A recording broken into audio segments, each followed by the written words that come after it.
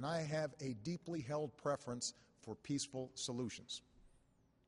Over the last 2 years, my administration has tried diplomacy and sanctions, warnings and negotiations, but chemical weapons were still used by the Assad regime.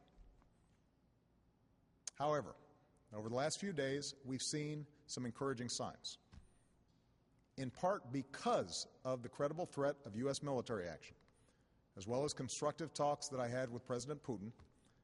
The Russian government has indicated a willingness to join with the international community in pushing Assad to give up his chemical weapons. Amid speculations that the U.S. will attack Syria for its chemical weapons attack in its own land, President Barack Obama took the diplomatic way. In his televised address to the nation today, he proposed consultations with China and Russia to put across a UNSC resolution requiring Syria to destroy chemical weapons and keep them in international control.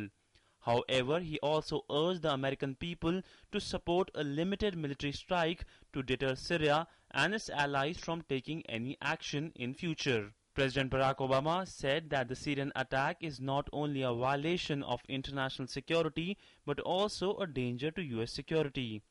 According to him, if fighting spills beyond Syria, these weapons will threaten allies like Turkey, Jordan and Israel.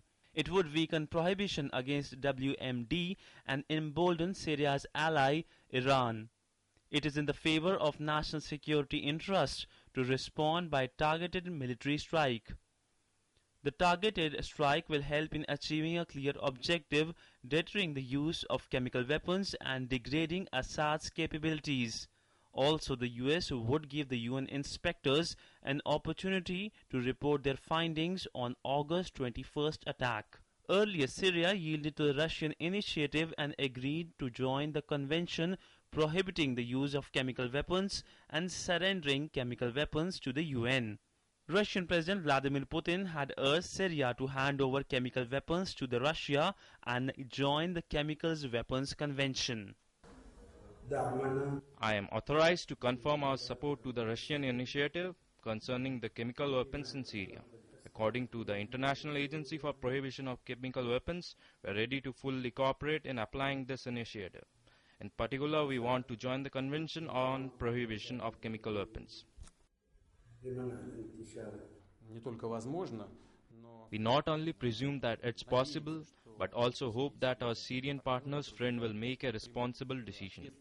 They will not only agree to put chemical weapons under control, but will also agree to destroy it afterwards and join the International Convention for Prohibition of Chemical Weapons. All this, in my opinion, will be a very good step toward a peaceful solution of the Syrian crisis.